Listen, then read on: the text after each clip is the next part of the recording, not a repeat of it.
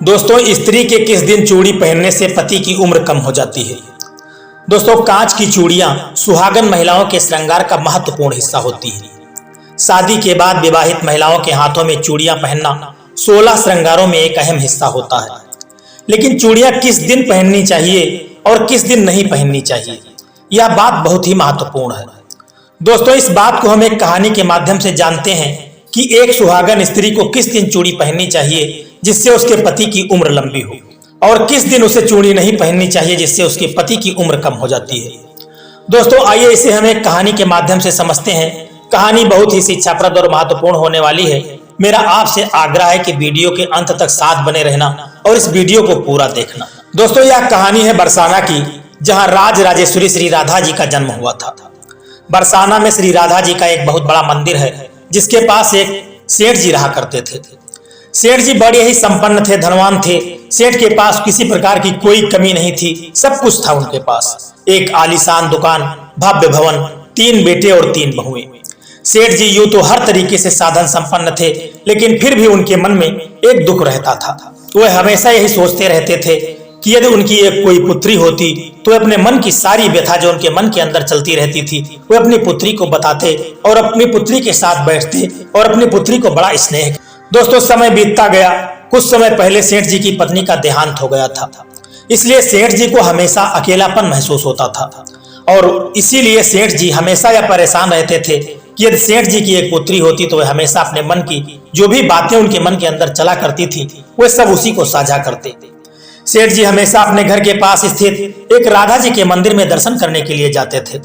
एक दिन की बात है कि जब सेठ जी मंदिर में श्री राधा जी के दर्शन करने के लिए गए, उस दिन मंदिर में एक संत पधारे थे।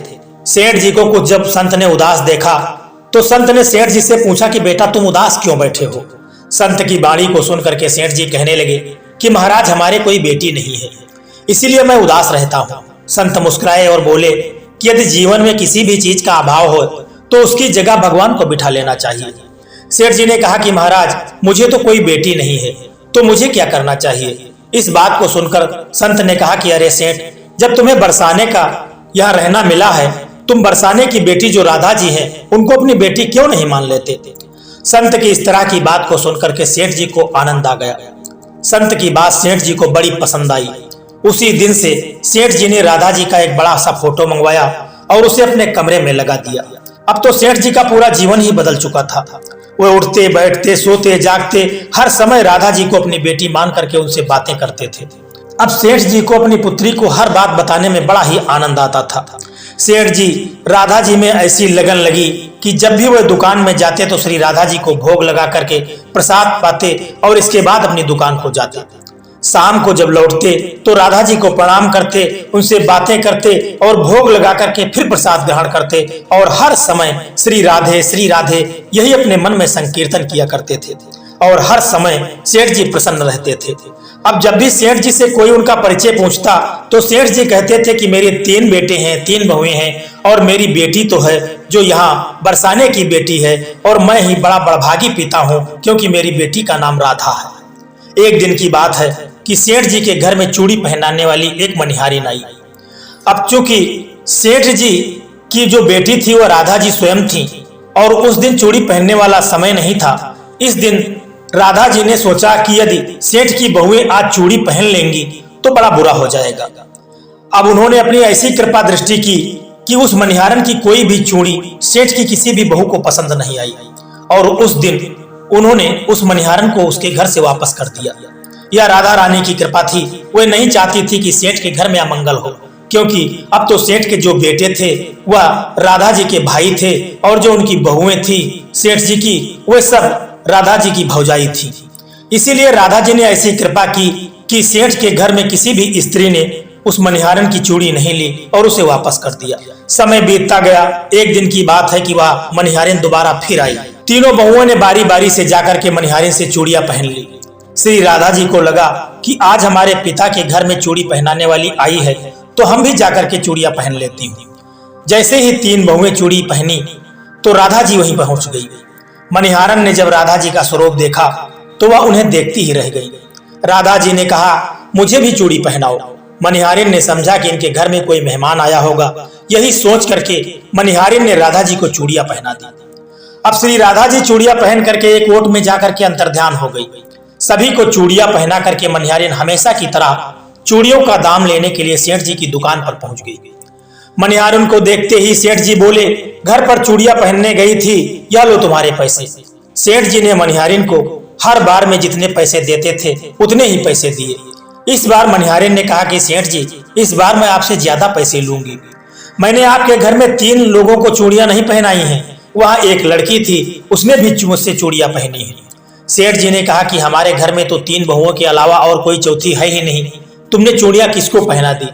तो अब मनिहारिन कहने लगी कि मैं नहीं जानती, लेकिन मैंने तो चूड़ी 4 को पहनाई है। सेठ जी ने कहा कि बाकी के पैसे मैं पहले घर जाऊंगा और पता करूंगा, उसके बाद मैं तुम्हें दूंगा। मनिहारिन ने कहा ठीक है सेठ जी, आप घर में जाकर के पता कर लीजिए, इसके बाद मुझे आप पैसे दे देना। यह कहकर के वह मनिहारिन वहां से चली गई। जब शाम हुई, सेठ जी घर पहुंचे। उन्होंने घर में मनिहारिन के बारे में पूछा तो उनकी बहुओं ने कहा कि केवल हम तीनों ने ही चूड़ियां पहनी थी। सेठ जी बोले, मैं भी कहूं कि चौथा तो कोई है ही नहीं हमारे घर में जो चूड़ियां पहनने लगा। इस प्रकार सेठ जी यह बात भूल गए कि अपने नित्य काम में वह सेठ जी लग गए। सेठ जी राधा राधा बोलते बोलते श्री राधा जी को प्रसाद भोग लगा करके भोजन करके और सो गए। जब सेठ जी को नींद आई तो उन्होंने स्वप्न में देखा कि राधा जी प्रकट हो गई। राधा जी बड़ी उदास थीं, उनकी आंखों में आंसू थे। सेठ ने पूछा कि बेटी उदास क्यों हो? श्री राधा जी ने कहा कि आज मेरा मन बहुत दुखी है। मैंने आज अपने पिता का घर समझकर यहाँ उस मनिहारिन से चूड़ियां पहनी थी, परंतु पिताजी आपने उस मनिहारिन को मेरी चूड़ियों का मोल नहीं चुकाया।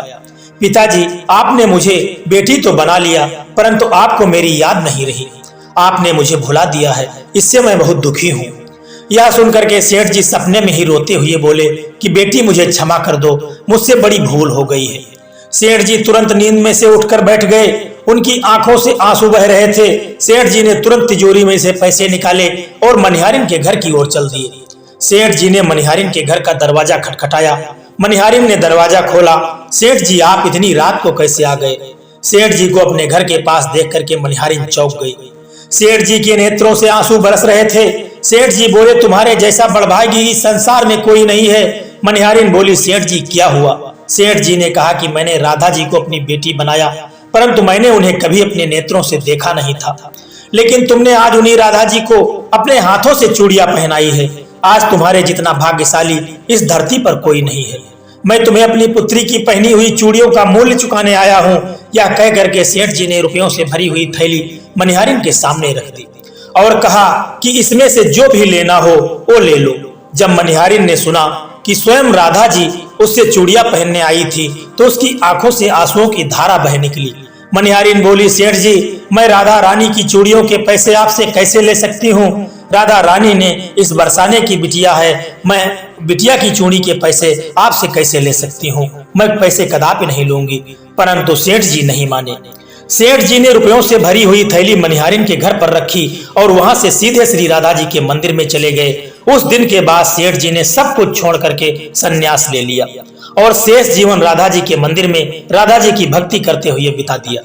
दोस्तों, इस कहानी से हमें शिक्षा मिलती है कि राधा ने उस मनिहारिन को जब वापस कर दिया था उस दिन कौन सा दिन था? जिस दिन राधा जी ने उस मनिहारिन को वापस किया था और सेठ की बहुओं को चूड़ियां नहीं पहनने दी थी, उस दिन मंगलवार शनिवार का दिन था।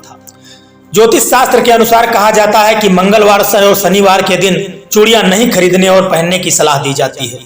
मान्यता के अनुसार मंगलवार और शनिवार को सुहागिन स्त्रियां यदि नई चूड़ियां पहनती हैं तो उनके जीवन में कुछ अशुभ संकेत आते हैं और उनके पति की उम्र कम होती है।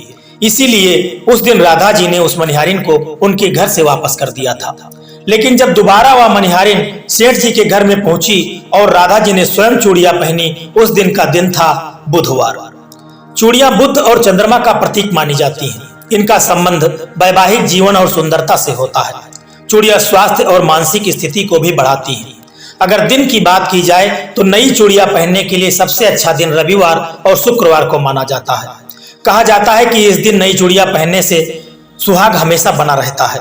तो इसीलिए राधा जी ने उस मनिहारिन को जिस दिन मंगलवार था उस दिन वापस कर दिया और दोबारा जब वह मनिहारिन आई उस दिन बुधवार था, उन्होंने भी चूड़ियां पहनी और सेठ की बहुओं को भी चूड़ियां पहनाई गई। दोस्तों यह कहानी आपको कैसी लगी है प्यारा सा कमेंट करके जरूर बताना, और यदि कहानी आपको पसंद आई है तो वीडियो को लाइक करके चैनल को सब्सक्राइब करने की भी कृपा कर देना। जय श्री कृष्णा, राधे राधे।